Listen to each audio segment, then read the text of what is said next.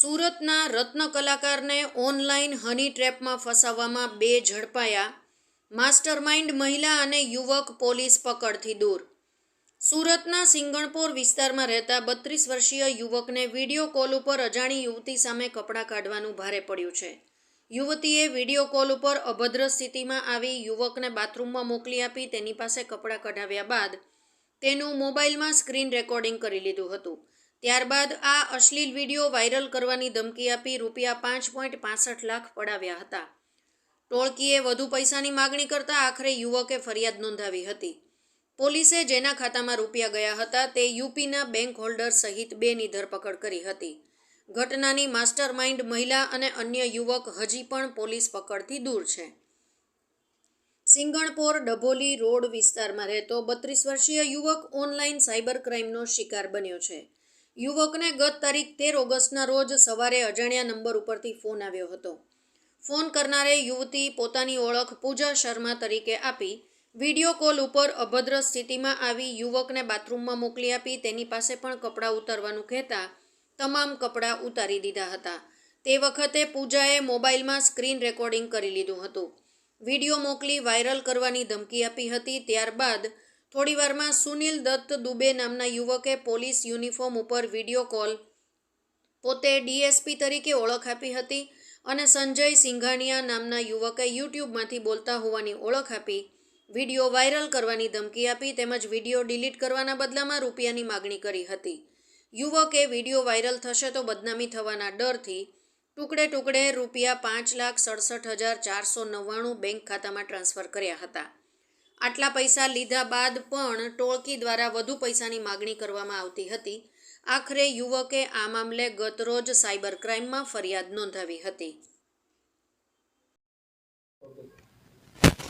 સેક્સટોર્શન પ્રકારના જે cyber fraud છે તેઓનું પ્રમાણ વધતું જઈ રહ્યું છે. જે અનુસંધાને સુરત સિટી પોલીસ વધુ સક્રિય રહીને આ પ્રકારના જે ગુનાઓમાં લોકો જે ભોગ બને છે તેને ન્યાય અપાવવા અનુસંધાને કડક કાર્યવાહીના ભાગરૂપે એક સુરતના જ એક ફરિયાદીને ઓનલાઈન ફેસબુક ઉપર એક અજાણી વ્યક્તિની મહિલાની ફ્રેન્ડ રિક્વેસ્ટ આવેલી.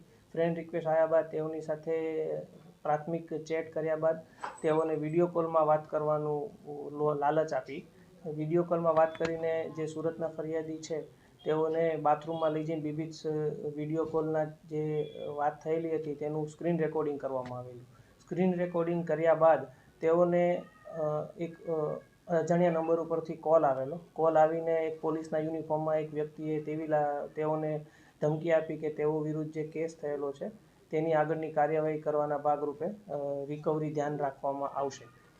ત્યારબાદ એક અન્ય અજાણ્યા નંબર ઉપરથી કોલ આવ્યો જેઓ પોતાની ઓળખ યુટ્યુબના સંચાલક તરીકે આપીને ભારતમાં યુટ્યુબ સંભાળનાર જે વિડીયો છે તેઓનો વિડીયો યુટ્યુબ ઉપરથી ડિલીટ કરાવવાના ધમકી આપીને અલગ અલગ ડિલીટ કરાવવા બાબતે ₹5,65,499 સુરતના ફરિયાદી પાસેથી લઈ લીધા. ત્યારબાદ સુરતના ફરિયાદીએ સુરત સિટી સાયબર ક્રાઇમ સેલનો સંપર્ક કરતા અનુસંધાને Surat city cyber crime police સ્ટેશનમાં ગુનો દાખલ કરવામાં આવેલો, જેમાં આઈપીસીની કલમ 384, 170, 171, 507, 120B તથા આઈટી એક્ટની કલમ 66C, 66D, 66E અને 67 અનુસંધાને ગુનો દાખલ કરીને આગળની તપાસ હાથ ધરવામાં આવેલી.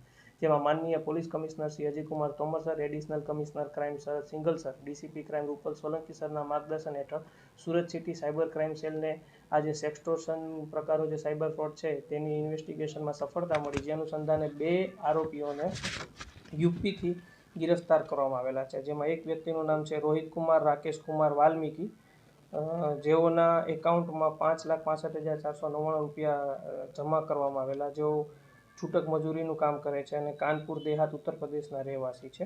બીજા વ્યક્તિ છે સન્ની કુમાર અંતુ મદારી વાલ્મીકી, તેઓ પણ કાનપુર દેહાત ઉત્તર પ્રદેશના રહેવાસી છે. આ બંને આરોપીની ગિરફ્તારી કરીને આગળની તપાસ સુરત સિટી સાયબર ક્રાઇમ સેલે ધરી છે. જેમાં તે પણ ધ્યાન રાખવામાં આવશે કે આ જે આરોપીઓ છે તેના વિરુદ્ધ અન્ય પણ ભારતમાં જો કોઈ ગુના હશે તો જે લોકલ પોલીસનો સંપર્ક કરીને ગુના દાખલ કરાવવામાં આવશે. અને આ જે વ્યક્તિઓ છે તેઓ આ સિવાય સુરતમાં પણ જો કોઈ ફરિયાદી હશે તો તેઓને આઈડેન્ટિફાઈ કરીને આગળની કાર્યવાહી કરવામાં આવશે.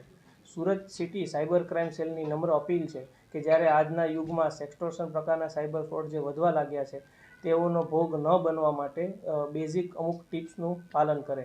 જેમાં સોશિયલ મીડિયામાં કોઈ અન્ય વ્યક્તિની ફ્રેન્ડ રિક્વેસ્ટ આવે, ખાસ કરીને મહિલાની, તો તેઓને એક્સેપ્ટ કરવાનું ટાળે. તે સિવાય કોઈ અનનોન વ્યક્તિ વોટ્સએપના માધ્યમથી વિડીયો કોલ કરે તો તે વિડીયો કોલને એક્સેપ્ટ ન કરે, તથા પોતાની જે સોશિયલ મીડિયા પ્રોફાઇલ્સ છે તેને પ્રાઇવેટ અને લોક રાખે અને હંમેશા 2 ફેક્ટર ઓથેન્ટિકેશન રાખે. અને તો પણ જો કોઈ વ્યક્તિ સાયબર ક્રાઇમનો ભોગ બને તો તુરંત 1930 ડાયલ કરીને તેઓની કમ્પ્લેન દર્જ કરાવે અને તુરંત સુરતના નાગરિક હોય તો સુરત સિટી પોલીસના પોલીસ સ્ટેશનનો સંપર્ક કરે. સર, આ ઘટના આજે ગુનામાં એક મહિલા પણ છે? ના, જે પ્રાથમિક દ્રષ્ટિએ જે જાણવા મળ્યું છે તેમાં તે કોઈ મહિલા ન હતી અને એક વિડીયો જે પ્રી રેકોર્ડેડ વિડીયો છે તેને અપલોડ કરીને તેના માધ્યમથી તેઓ વિડીયો કોલમાં વાત કરતા હતા.